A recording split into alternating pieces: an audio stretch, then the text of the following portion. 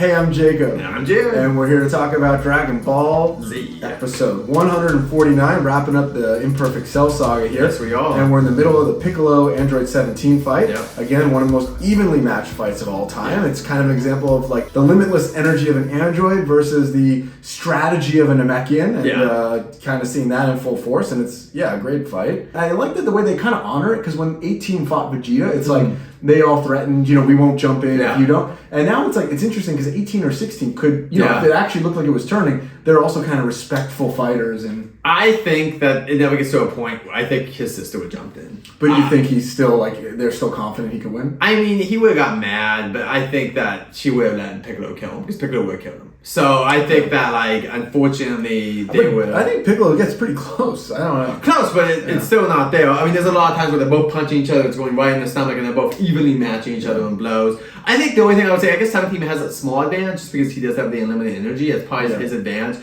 But once again, Piccolo's obviously a more seasoned fighter. Bulma, meanwhile, B-plot, making the controller, never like this, doesn't go anywhere. Why is it the plans for 17 and then it becomes 18? Why do we even need these plans? What is the point of this?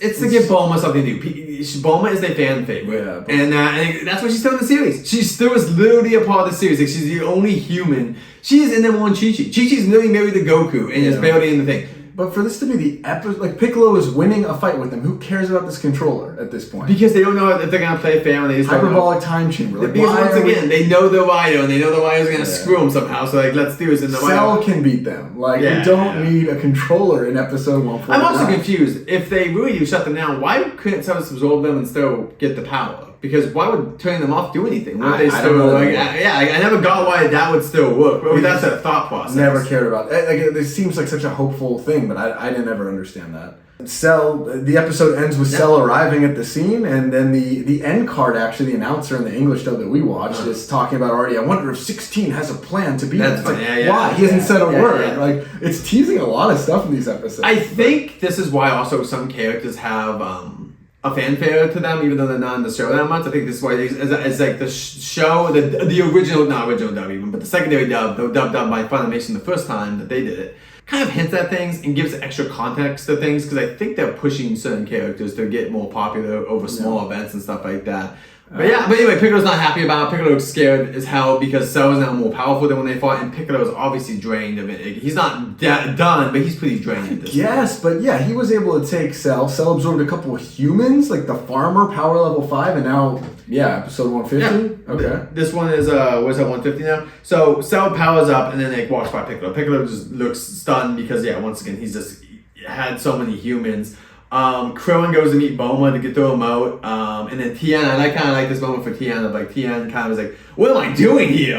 So he flies off and kind of is like, I'm going to do something, which everyone's probably like, oh yeah, what's Tien going to do? Well, he does something. At least he has a moment. Unlike Chaozu, Roshi, Yajirobe, a lot of these characters are not going to help ever again. At least Tien's going to go do something about it. It's an interesting moment for 16 now to get super impassioned about, you must run away. This is we must, blah, blah, blah. Yeah. Well, why? I don't know. It seems weird. Also, I never understood, if this Cell thing is a threat, why isn't everyone just ganging up? What's the, the respectful fighter thing. Why isn't 18 and 16 and 7, everyone should just take this guy down? Cell now attacks 17. Piccolo also comes to help protect him. But unfortunately, Cell takes Piccolo out. I have no memory of him getting just executed like that. Yeah. Oh, yeah. That's brutal. Yeah. I mean, because we haven't had, Frieza's saga has a lot of moments like that where there's unexpected deaths. There really hasn't been anything like that. I mean, a character hasn't died in the Android saga yet. You're no more use to me, Piccolo. Yeah, that's the first, and I mean, last episode, 2 episodes ago, he was the one beating Cell, so it's crazy how quickly. I think this is pretty brutal, but we also had 19 versus Goku was pretty brutal at the end. When he's just draining him and he has nothing left, and he could just drain him out until he died. I mean, that's a pretty brutal moment. Goku has no power. But you don't expect that. Yeah, you expect a Krillin to die, not Piccolo after he's the strongest character. I'm jumping ahead a little bit, but when Gohan and Goku are in the hyperbolic time chamber, I think there's a lot of flashes or switching to that. We don't really get any visibility into Trunks and Vegeta. They walk in, there's an initial commentary, then there's a lot of flashbacks later. I was gonna say later, but it's really interesting how it's like that never happened for the next episode or two. I think they almost want you to forget about. So when they do come back as the ace in holes, that you're like, oh yeah, they were there. Because I think that this is one of the times that they kind of want to actually like let that simmer. Because you're right, Goku and Gohan even we get stuff during them. Like not too much, but like more than Trunks and them until flashbacks later. Episode 151. So Goku slaps Gohan across the face for even thinking about going to fight Cell. He's becoming more like Chi-Chi every day. Jesus. But because they sense Piccolo's gone and they want to go help. But one of the only times that Goku's like restrained, like Super is such a different Goku. And Goku's is always ready to fight no matter what in that series. And the series he still has instant transmission. I feel like he could have saved Piccolo. Like it is kind of on him. But whatever. 17 is no match with Cell. Like they're fine, but like 17 is also like. Obviously he still has energy, but I think he is a little bit weaker because of the Fire Piccolo. So like I think that while they'll be almost not even, but like at least 17 could kind of like hold him off. I think the reason he can't is because he's just been taking damage with Piccolo, and Piccolo was around his level. How the tide has turned. I mean, this guy was just screwing around, buying cowboy boots with his sister. Should have found Goku right away because I mean it's just interesting to see again. It's like 2 episodes where 17, you see him just like totally shell-shocked. 18 tries to escape. She actually is humble enough. And then again, kind of selfish. You could go save your brother right there. But Tien is watching. And I think you were mentioning that. I think it's because the androids giving commentary is weird. Like you need some Z fighter on the sideline to be like, what kind of power is he generating? How is this possible? Tien is serving that because everyone else, but it's interesting he's not noticed by anybody. Android, Cell, anybody really. Well, now we have 16 finally stepping up. It's a kind of unique fight because like 16 has a little bit of like he's familiar, but he also has his own kind of fighting style and also like abilities that he's got always like a mech versus Cell who's organic life or absorbs things and mutates and all this stuff. But it also feels you guys are cool. Do you remember? I was like that was definitely a Schwarzenegger line. But it also feels like 2 heavies fighting. I was watching this. I was like, this is like DK and Bowser like going at it. And also I like the fact that Cell like wraps him with his tail and then 16 uses lasers once again. That's Jiro had, but the other androids do not have lasers. It's really a Godzilla fight. It's like one of those, it's like the robot versus Godzilla. Yeah, Mecha Godzilla versus Godzilla. Yeah. And then this episode 152 starts with a rocket punch to the face while Cell's charging at him. Pretty cool. Didn't see that coming. Yeah. That's definitely a great fight technique to use one time. Yeah, exactly. I also like 16 throws Cell into a ground and basically is gonna blast them. And I'm like, that will be the last time that happens. Which ironically, this episode starts. I didn't even remember that twice Cell's gonna be thrown into a hole. Like hilarious to me. Yeah, he absorbs 17. This is where we disagree. I think this is a great look. I love Semi-Perfect Cell. I'm not a big fan of this one. I think it's. I like his little beak.